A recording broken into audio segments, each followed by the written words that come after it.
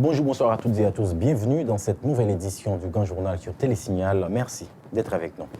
Au sommaire de l'actualité, le président Martelly a laissé le pays ce mardi à destination de New York pour participer à la 70e session ordinaire de l'Assemblée générale des Nations unies qui se tiendra du 28 septembre au 5 octobre 2015. Le gouvernement lance un nouvel appel au dialogue aux Arches-sur-Loire, protestant en faveur du retrait de l'arrêté présidentiel créant la nouvelle commune des Arcadins.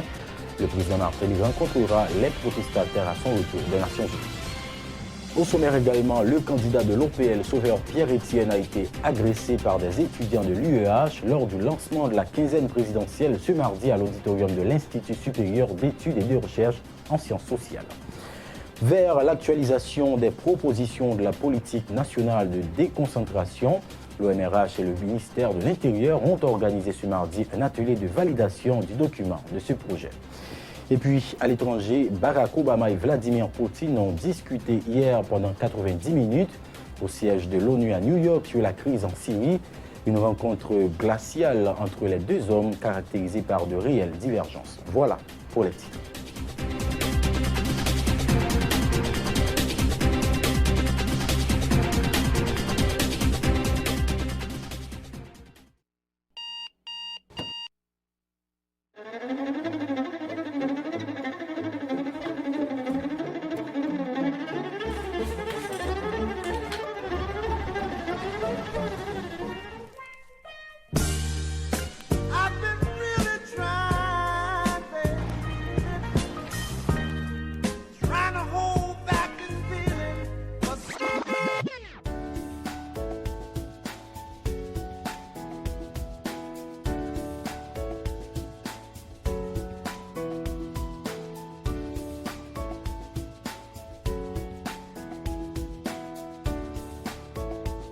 Démaquillant, lotion après rasage et lotion rafraîchissante. Limacol, la fraîcheur de la brise dans une bouteille. Limacol est un produit de la Disprophar en vente dans tous les supermarchés et les pharmacies.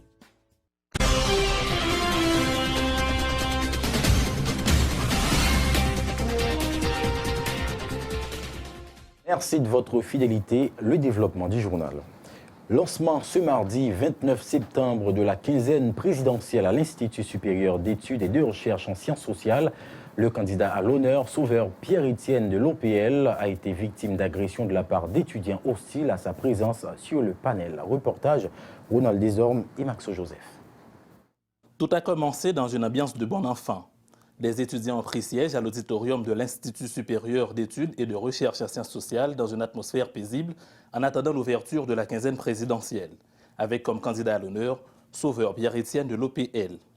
À peine lancée, l'activité qui consiste à permettre à la communauté estudiantine de connaître le programme politique des prétendants à la magistrature suprême d'Haïti s'est heurtée à l'hostilité d'un groupe d'étudiants, commençant d'abord par chahuter le candidat invité,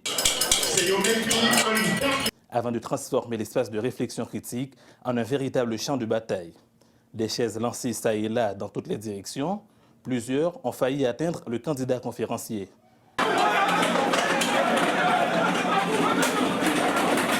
Des étudiants en sont venus à main. Bref, la violence se substitue au débat en plein milieu universitaire. Les étudiants hostiles tentent de justifier leur réaction.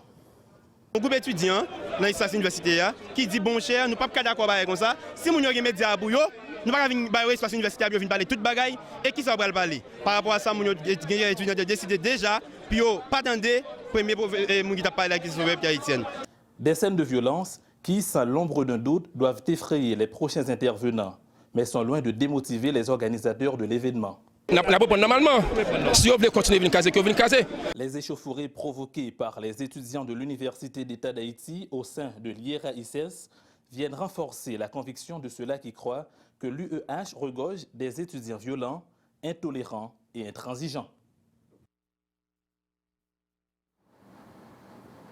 Autre nouvelle, des responsables de partis et regroupements politiques se sont réunis ce mardi à Port-au-Prince dans le cadre d'un forum de 2 jours en vue de définir une position commune de sortie de crise en Haïti. Durant cette activité, ces candidats et leaders de partis entendent réfléchir entre autres sur les fraudes électorales et l'instabilité politique afin de parvenir à une alternative à la crise post-électorale. À ce sujet, suivez les explications de la responsable de la fusion des sociodémocrates Edmond Supplice-Bozil, recueillie par Wendy Henry. Nous entrons en concertation avec le RDNP, avec Merland Maniga, en concertation avec ASSO, qui gagne en tête le Dr Buteau, avec nos invités et le parti de ACAO. Nous invitons tout M. Becker, nous invitons Chavan Jean-Baptiste, qui écrit nous, qui dit nous que d'accord avec l'initiative là. Nous gagnons des personnalités comme le sénateur Dera, le sénateur Polycarpe, le sénateur Annick Joseph, qui n'en fait patronal qui parle aujourd'hui. C'est un groupe de partis politiques que nous connaissons déjà, que nous n'avons pas besoin de citer non, parce que nous connaissons Haïti pour Haïtiens, Fusion, ALA, Palmis, RDN et pas RDNP. Ou gagnons Défilé et Réparé. Donc, tout groupe parti politique, ça a une dynamique de mobilisation pour nous capables de casser fait KEP. Maintenant, nous avons regardé la stratégie, réfléchi, en pile démocrate, quoi que faut que nous chita, faut augmenter le nombre de monde qui a réfléchi, faut nous mettre plus de monde sous même position avec nous. Et c'est pour ça que fait que réflexion matin a fait avec toute figure que nous avons en dans salle, des figures nouvelles qui pas sous béton avec nous, qui viennent comprendre la nécessité pour ensemble nous pas qu'à croiser bras, quitter que tout le monde a réfléchi en fonction de sa internationale la pensée. Tout le monde a décidé en fonction de sa moun nan pouvoir avec CEPA cap diadelante pensée. En nous-mêmes nous réfléchir pour que entre nous, en nous fait une concertation politique, j'en ai fait aujourd'hui, et puis demain, nous prenons des résolutions qui vous permettent de continuer à travailler ensemble et sur qui base. Comme annoncé en titre, à l'initiative de l'Office de Management et des Ressources Humaines, OMRH, en partenariat avec le ministère de l'Intérieur et des Collectivités Territoriales, un atelier de validation du document de projet de la politique nationale de déconcentration s'est tenu ce mardi à Port-au-Prince. Il s'agissait pour les initiateurs d'actualiser la proposition de la PND en vue de sa finalisation dans les meilleurs délais. Le coordonnateur de l'OMRH, Uder Antoine, explique l'importance de la déconcentration dans la réforme de l'État. On l'écoute au micro de Ludmilla Marc et Jasmin Denis. Nous avons deux axes d'orientation stratégique qui sont importants dans le programme cadre réforme l'État qui couvre la période octobre 2012 à septembre 2017. C'est la déconcentration effective des services et un autre axe qui parlait de lancement du processus de décentralisation. Dès que nous travaillons sur déconcentration, décentralisation, nous toujours fait activité ça main en main avec acteurs clés qui c'est ministère intérieur collectivité territoriale. Déconcentration, c'est sur lui nous insister plus aujourd'hui que décentralisation parce que ça fait longtemps dans le cadre de réforme au niveau du gouvernement, on a parlé de proximité des services. Proximité des services veut dire qui ça? Parce que nous entendons pile plein de population dans ce sens ça.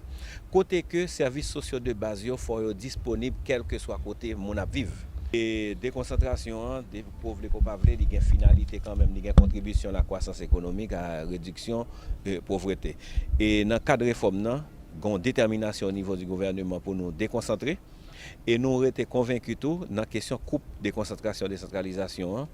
Pour une réussite quand même de la décentralisation, il faut le passer quand même par une administration centrale qui est efficace, qui chita sur des structures déconcentrées qui sont fonctionnelles pour nous capables de un meilleur encadrement à la collectivité territoriale pour nous renforcer la coordination des acteurs qui intervenir sur le terrain. Et je suis capable de dire atelier ça sur thématique déconcentration, c'est une possibilité pour nous aller vers un objectif qui cherche à nous-mêmes garantir l'accès des services sociaux de base aux citoyens haïtiens, à toute population, quel que soit côté où on vivre, des services, il faut qu'on joigne journée aujourd'hui. De son côté, le directeur général du ministère de l'Intérieur et des collectivités territoriales, Gino Bonnet, a fait ressortir l'importance de normaliser la fonction de délégué comme représentant du pouvoir exécutif au sein des collectivités, afin, a-t-il précisé, de permettre à toutes les autorités des différents départements de bénéficier d'un même traitement. Écoutons Gino Bonnet au micro de Ludmilla Marc et Jasmin Denis. Depuis qu'on a parlé de collectivité territoriale, nous s'allions, nous parlons de délégation, nous parlons de mairie, nous parlons de CASEC, nous parlons de ASEC. Donc depuis qu'on a parlé de projet de déconcentration, il est évident que le ministère de l'Intérieur et des collectivités territoriales impliqué directement et impliqué à 100% à travers toute collectivité. La manière que nous travaillons sur lui, que c'est par exemple ce que vous avez remarqué, c'est que c'est fait en sorte que nous normalisions fonctions déléguées, par exemple, qui est le représentant direct de l'exécutif, c'est-à-dire du président, du premier ministre et du gouvernement. Donc, délégué à ces représentants directs fait en sorte que nous avons une normalisation de processus, une normalisation de fonctionnement pour que nous, à tout niveau de département, que nous baillons tout le monde même service et un service de qualité. Parce que déconcentration, objectif final, c'est faire en sorte que service au public, les rivés à venir directement dans la zone côté que l'il y a et non fait public là entrer venir chercher service par le prince. C'est bas le service côté l'il y a directement. Nous l'avions annoncé en titre, la ville de Larkaye a connu hier lundi une nouvelle journée de tension. Les habitants de la commune continuent de protester en faveur du retrait de l'arrêté présidentiel créant une nouvelle commune dénommée Les Arcadins. Hier, les protestataires ont attaqué à coups de pierre un bus de la compagnie privée de transport en commun Blue Sky, brisant les vitres du véhicule et blessant plusieurs passagers.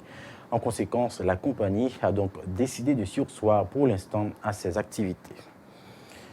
Le gouvernement lance un nouvel appel au dialogue au comité de Larkaye, commune secouée depuis des semaines par des mouvements de protestation des habitants contre la décision de créer une nouvelle commune, Les Arcadins donc. Le ministre de la Communication annonce qu'au retour du président de la République de l'Assemblée générale des Nations unies, une rencontre devrait se tenir entre les comités de Larkaye et de Montrouy en vue d'une solution à l'amiable à la protestation des Archelois.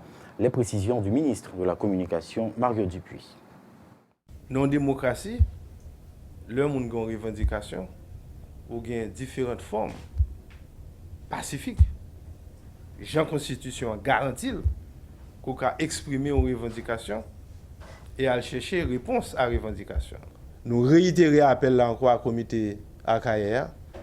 Nous demandons que, comme le président de la République l'a déplacé, pour aller à l'Assemblée générale des Nations unies pour le représenter le pays. À son retour, comme vous connaissez, et informé déjà, donc il y a un rendez-vous qui est pris et que le membre du gouvernement, le président de la République l'a obtenu pour recevoir et nous informer tout le monde encore une fois que, en ce qui les concerne, le comité Montrouy, qui concerné par la problématique ça tout, ils même prêts et ils exprimer publiquement et exprimer le gouvernement que ils prêts pour participer dans le dialogue à n'importe quel moment que le gouvernement ou la présidence là invité au venir là-dedans. Réagissant sur les actes de violence ayant émaillé le mouvement de protestation des habitants de Larkaye, le ministre de la Communication croit qu'il s'agit d'actes d'individus mal intentionnés qui ont pris d'assaut le mouvement. Il avertit que les responsables policiers et judiciaires prendront toutes les mesures nécessaires pour enjoindre les actions des bandits. Mario Dupuis, toujours au micro de Ludmilla Marc et Jasmin Denis. Nous presque persuadés tout que c'est bandits qui ont cassé à faire monde. Bandits qui ont créé troubles sur la voie publique, c'est eux-mêmes qui ont fait courir rumeur. Moun qui ont fait ça, yo. Nous ne pas parler de population achéloise qui a droit à une revendication, qui a droit à faire une manifestation, qui a droit à faire une marche pacifique. Jean Constitution bah au droit pour ça, Jean Constitution garantit droit ça. N'a parlé de bandits qui ont boulé bus, n'a parlé de bandits qui ont cassé vite machine, n'a parlé de bandits qui ont tiré sur la police. C'est eux-mêmes là les autorités constituées pas jouer avec eux. Et que le message là clair. Ça n'a pas rien pour loin avec des citoyens et dans la population, des membres de la population qui ont une revendication par rapport à un malentendu et un espace qui est créé pour ça, pour que, en tant que citoyen haïtien, le problème posé pour nous chita, pour le discuter, pour chercher solution à l'amiable, dans l'entente et dans la concorde. Autre information, la place publique de la commune de Saint-Michel-de-Latalaye se trouve dans un état d'insalubrité avancée. Les citoyens de la zone déplorent qu'en période électorale, les candidats multiplient des promesses mirobolantes en ce qui concerne la reconstruction de cet espace de loisirs, le seul que dispose la ville de Saint-Michel-de-Latalaye. Nos collaborateurs Wesley Antoine et Yvon Seyid étaient de passage à Saint-Michel-de-Latalaye. Suivez leur reportage. La seule place publique que possède la commune de Saint-Michel-de-Latalaye se transforme en une décharge à ciel ouvert. Les habitants de cette commune se sentent indignés face à cet état de fait et déplorent que leur seul espace de loisirs se trouve actuellement dans cet état d'insalubrité avancée. J'ai place à grand pile temps depuis le bas fait. Je suis écrasé, refait. Place Saint-Michel là, son place qui est utile de toute petite Saint-Michel. Parce que nous-mêmes, nous avons aimé pour Saint-Michel de gagner l'autre formule dans lui, pour changer l'autre figure.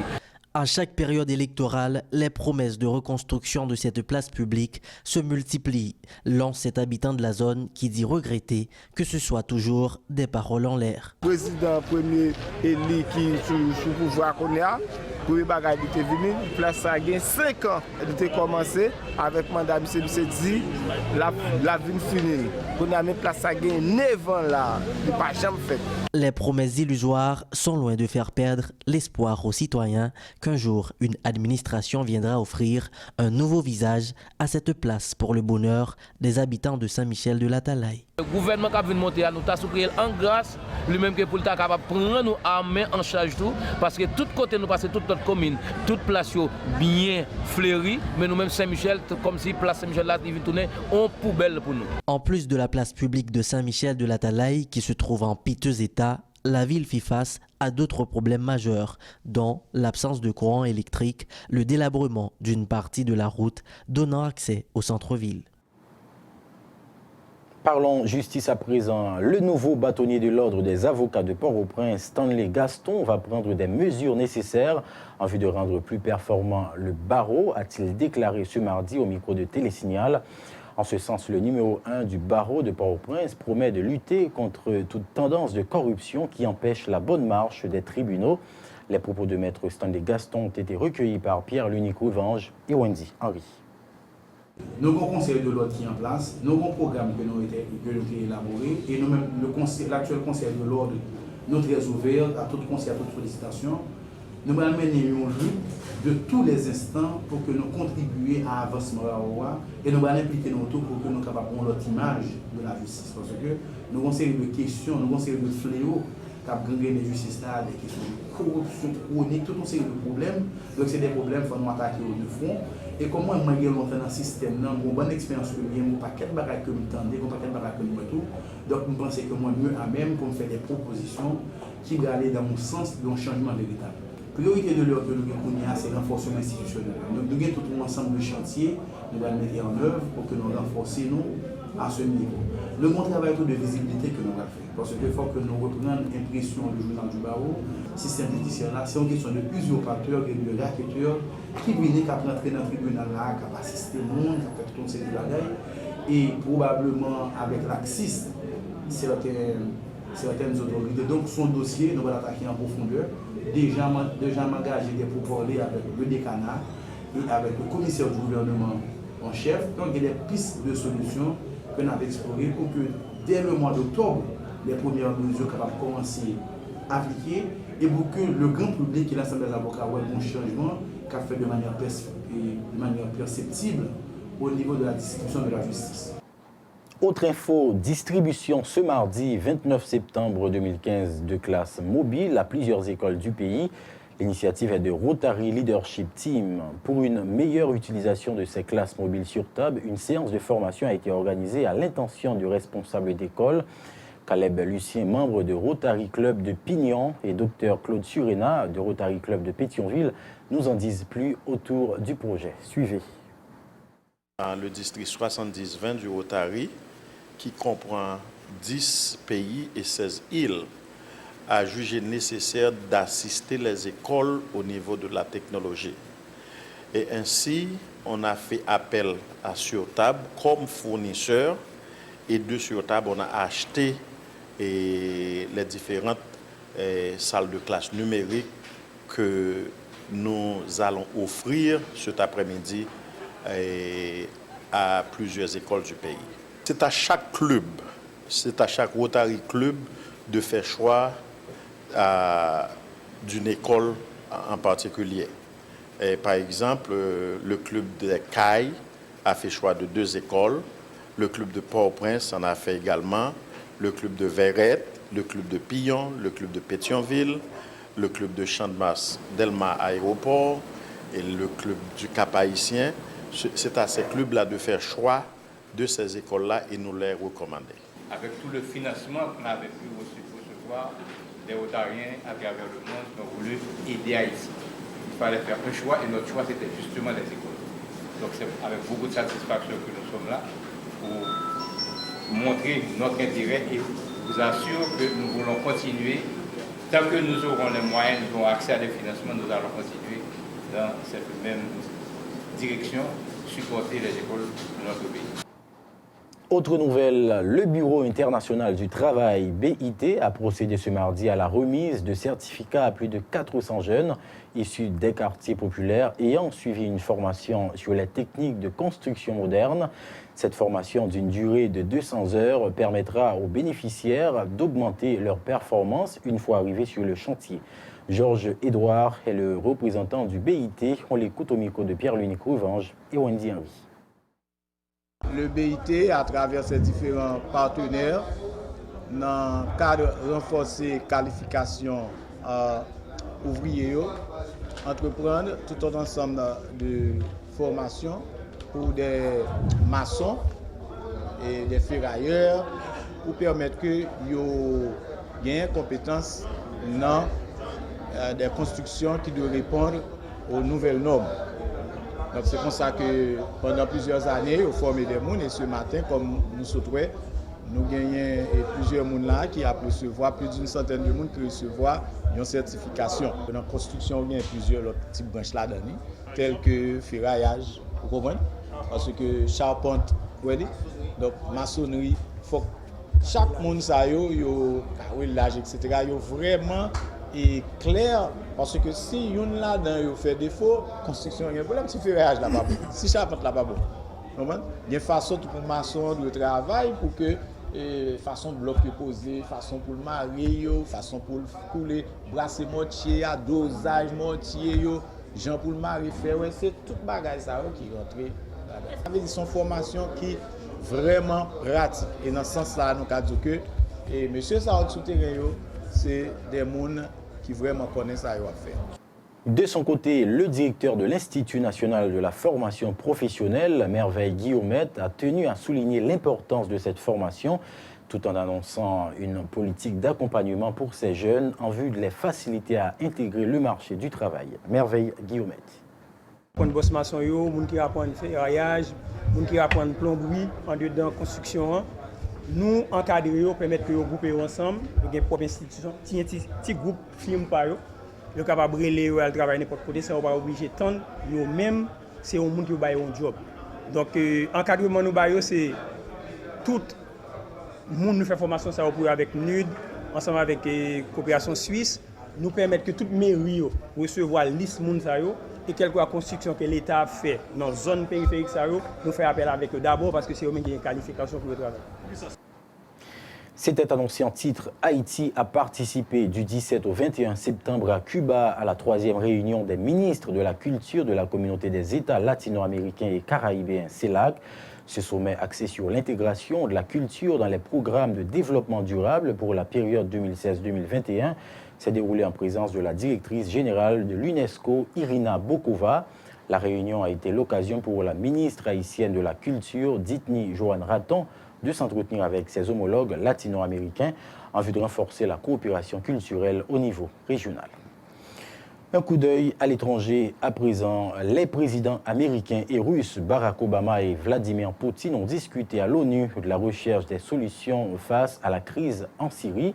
À l'issue d'une rencontre d'environ 90 minutes qui a débuté par une poignée de main glaciale et sans un mot, le président russe a évoqué un entretien constructif avec son homologue américain et admet de réelles divergences sur les moyens de mettre un terme à la guerre syrienne. Reportage Euronews. Un regard fermé, un petit sourire, Obama versus Poutine. Le toast des deux présidents au dîner des Nations Unies ne cache pas la tension, encore moins les divergences entre la Russie et les États-Unis, notamment sur la Syrie. Vladimir Poutine et Barack Obama se sont confrontés sur un terrain neutre, le siège de l'ONU à New York. Chacun a déployé ses armes dans un combat dialectique devant l'Assemblée générale. Pour le chef du Kremlin, il n'y a pas d'alternative à Bachar al-Assad qu'il présente comme un rempart contre le terrorisme. Aujourd'hui, nous fournissons une assistance militaire et technique à la fois en Irak et en Syrie. Nous pensons que c'est une énorme erreur de refuser de coopérer avec le gouvernement syrien. Nous devons finalement reconnaître que personne d'autre, à part les forces armées du président Assad et la milice kurde, ne combattent réellement le groupe État islamique et d'autres organisations terroristes en Syrie. Malgré l'animosité des États-Unis envers Bachar al-Assad, Barack Obama a montré sa disposition à le laisser encore en place un certain temps. Les États-Unis sont prêts à travailler avec tous les pays, y compris la Russie et l'Iran, pour résoudre le conflit. Oui, le réalisme impose la nécessité d'un compromis pour mettre fin au combat et finalement éradiquer le groupe État islamique. Mais le réalisme exige aussi une transition gérée loin d'Assad, avec un nouveau leader. Pas de retour possible au statu quo d'avant la guerre pour Barack Obama qui considère la présence de Bachar al-Assad incompatible avec la résolution du conflit. Or, pour la Russie, le président syrien est un allié précieux et inversement. Assiégé par le groupe État islamique, Bachar al-Assad aurait fait appel à Moscou, un ami de longue date de la Syrie, pour renforcer son fief de l'attaquer. En échange, la Russie protège sa base navale de Tartous, la seule en Méditerranée. Moscou aurait aussi agrandi 2 aérodromes pour permettre à ses gros porteurs d'y atterrir. Car en toile de fond de la guerre civile syrienne se jouent des intérêts géopolitiques des puissances régionales et internationales, comme le montre cette poignée de main entre Vladimir Poutine et Barack Obama. Marc Pierini de Carnegie Europe, merci d'être avec nous. Pourquoi la Russie propose cette prétendue branche d'olivier à propos de la Syrie ? Je pense que la Russie a fait une opération à 3 niveaux. Elle appuie Bachar el-Assad, l'armée syrienne était sur le point de s'écrouler dans le nord-ouest et le centre, elle a donc sauvé un allié de longue date. Deuxièmement, la Russie met en place une stratégie plus militaire, avec des attaques d'hélicoptères, des attaques aériennes, etc., ce qui est un signal envoyé au Proche-Orient et aussi à l'Iran. Et enfin, elle propose, comme vous le dites, une branche d'olivier, mais selon ses conditions. Ce qui veut dire que Bachar el-Assad devra jouer un rôle central dans le processus de paix, ce qui va bien sûr entraîner des difficultés pour Barack Obama et François Hollande, alors que d'autres dirigeants, comme Angela Merkel, ont dit que l'on pouvait discuter. Donc, c'est un jeu de division, mais c'est un jeu que personne ne peut se permettre d'ignorer. Il y aura donc des sortes de négociations et on verra où cela mènera.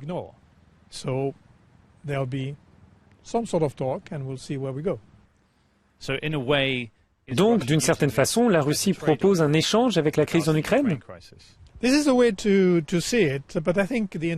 C'est une façon de voir les choses, mais je pense que les intentions sont plus générales que cela. Il faut se souvenir du cas libyen. Il y avait une résolution de l'ONU pour défendre les civils, et il y a eu en fait une opération de l'OTAN qui a principalement détruit le régime libyen. La Russie considère, et je l'ai dit depuis longtemps, que c'était un abus par rapport au Conseil de sécurité de l'ONU. La Russie ne veut donc pas voir à nouveau une opération menée, selon elle, de façon unilatérale. C'est un peu ironique, car la Russie appelle maintenant à des négociations contre le terrorisme selon ses propres conditions. Mais dans le cas de la Syrie, il y a trop d'options, il faut donc attendre les résultats de cette première réunion.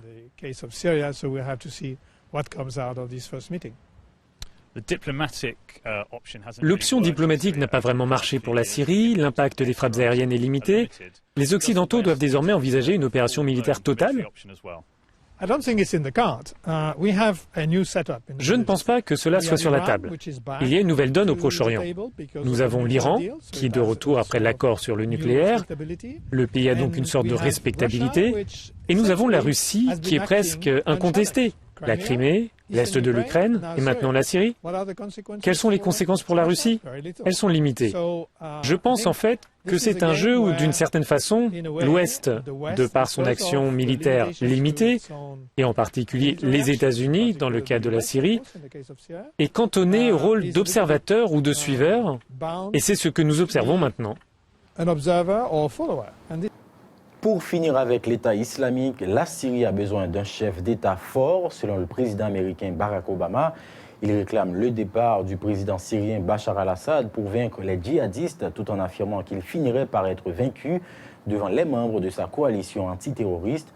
Pour sa part, le président Poutine pense tout le contraire. Bachar al-Assad est l'homme du moment. Reportage Euronews. À l'occasion du sommet antiterroriste à New York en marge de l'Assemblée générale des Nations unies, Barack Obama a répété que pour combattre efficacement le groupe État islamique, la Syrie avait besoin d'un pouvoir fort et donc d'un nouveau leader à sa tête. Créée il y a un an, la coalition anti-État islamique n'a pas eu de résultats très probants jusqu'à présent. En ce qui concerne la Syrie, je l'ai déjà dit hier, pour vaincre le groupe État islamique, je pense qu'il faut un nouveau dirigeant et un gouvernement inclusif qui unit l'ensemble du peuple syrien dans la lutte contre les groupes terroristes. Ce sera un processus complexe et comme je l'ai dit auparavant, nous sommes prêts à travailler avec les autres pays, y compris la Russie et l'Iran, pour trouver un mécanisme politique qui permettra de commencer un processus de transition. Le président américain a expliqué lors de l'ouverture du sommet que l'EI se nourrissait du vide politique pour propager son idéologie, et ce pas seulement en Syrie. L'avenir de Bachar al-Assad à Damas est le principal point d'achoppement entre Washington et Moscou. La Russie estime qu'il faut s'appuyer sur l'ONU et sur les forces légitimes syriennes menées par leur président. À l'étranger toujours, au Yémen, au moins 131 personnes, dont des femmes et des enfants, ont été tuées dans le bombardement d'une salle où avait lieu une fête de mariage. La coalition arabe, qui a la maîtrise des airs au-dessus de ce pays, a vivement démenti avoir mené cette frappe aérienne. Des habitants ont toutefois affirmé que 2 missiles avaient atteint des tentes dans le village d'Al-Waïdja. Détail dans ce reportage d'Euronews. Au Yémen, 131 personnes ont perdu la vie après le bombardement d'une salle de mariage. Les rebelles Houthis qui contrôlent la région accusent la coalition saoudienne d'avoir mené ces frappes aériennes. Riyad a nié toute responsabilité dans cette tragédie qui s'est produite près de Morra, dans le sud-ouest du pays, sur la mer Rouge. La coalition assure ne pas avoir mené de raid dans cette région depuis 3 jours. Écoutez ces témoignages. Nous avons entendu les avions arriver, dit cet homme. Quand ils ont frappé, 3 personnes ont d'abord été tuées, puis ils sont revenus, ont frappé à nouveau, ciblant cette fois l'endroit où se tenait le mariage, et à ce moment-là, il n'y avait que des femmes dans la salle. Ils ont frappé une cérémonie de mariage et il n'y a pas de cible stratégique ici, que des femmes et des enfants. Alors je vous le demande, roi Salman, pourquoi cette frappe, demande un autre homme. Le secrétaire général des Nations Unies a fermement condamné ce drame. Dans le même temps, la coalition saoudienne a envoyé 4500 tonnes de vivres, de médicaments et de biens de première nécessité à Aden, la deuxième ville du pays que le conflit a presque entièrement détruit. Suivez à présent la rubrique météo avec Slaine Séjour. Bonsoir Slaine. Salut Michli, bonsoir tout le monde, bienvenue dans le bulletin météo pour jeudi, mardi 29 septembre 2015. Une remarque que nous faisons, c'est que 11e onde tropicale saison libre naissance dans le nord-est, île Bahamas. Si nous avons un changement dans l'air, c'est parce que il influence les conditions météorologiques puis fort pays dans les Caraïbes. Kounia, on a regardé qui est la température là, bon côté quelques villes dans le pays d'Haïti, à Soya. On a commencé tout d'abord avec Port-au-Prince. Température là 23 degrés, là fait bon. On a un ciel nuageux, des possibilités pour gagner l'appui avec orage. Il y a une très légère brise qui prend direction sud-est à une vitesse de 2 km à l'heure. Au Cap Haïtien, température là 25 degrés, là fait bon. Il y a un ciel plus ou moins clair, chaud et humide. Des possibilités pour gagner l'appui avec orage. Il y a une légère brise qui prend direction sud-est à une vitesse 6 km à l'heure. Au Caille, température là 26 degrés, là fait bon. Il y a un ciel éclairci, chaud et humide. Des possibilités pour gagner l'appui avec orage. Il y a une légère brise qui prend direction l'est à une vitesse 7 km par heure. Jacmel, température là 25 degrés, là fait bon. On a bien un ciel plus ou moins clair, chaud et humide. Des possibilités pour gagner l'appui avec orage. A bien une très légère brise qui prend direction sud-est à une vitesse 4 km à l'heure. Jérémy, température là 23 degrés, ça fait bon. Nous avons un ciel nuageux, des possibilités pour gagner la pluie avec orage. Nous avons une très légère brise qui prend direction l'est avec une vitesse 6 km à l'heure. Gonaïve, température là 22 degrés, ça fait bon. Nous avons un ciel nuageux, des possibilités pour gagner la pluie avec orage. Nous avons une très légère brise qui prend direction sud-est avec une vitesse 6 km à l'heure. Fort Liberté, température là 21 degrés, ça fait très bon. Nous avons un ciel nuageux, des possibilités pour gagner la pluie avec orage, nous avons une légère brise qui prend direction l'ouest avec une vitesse 6 km à l'heure. Inche, température là 19 degrés, ça fait très bon. Nous avons un ciel nuageux, des possibilités pour gagner la pluie avec orage, nous avons une légère brise qui prend direction sud-est avec une vitesse 9 km à l'heure. Port de Paix, température là 23 degrés, ça fait bon. Nous avons un ciel nuageux, des possibilités pour gagner la pluie avec orage, nous avons une très légère brise qui prend direction sud-est avec une vitesse 4 km à l'heure.